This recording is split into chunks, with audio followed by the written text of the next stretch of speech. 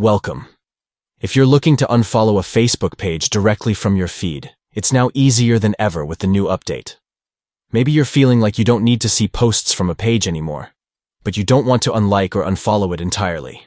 Don't worry, I've got you covered. In this video, I'll show you how to quickly unfollow a page from a post on your PC. Let's jump right in.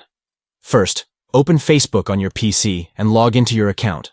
Once you're on your homepage, scroll through your feed until you find any post from the page you want to unfollow.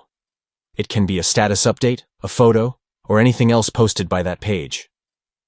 Once you've found the post, look at the top right corner of the post. You'll see 3 dots there. Click on those dots to open a menu with several options. In the menu, you'll see an option that says Unfollow Page Name. This is the option you want to click if you want to stop seeing posts from that page in your feed. Once you click Unfollow, you'll stop getting updates from that page, but you'll still be following it. That means you'll still like the page, but its posts won't appear in your feed anymore. And that's it. You've successfully unfollowed the page directly from the post. It's a fast and simple way to clean up your feed without unfollowing the page entirely.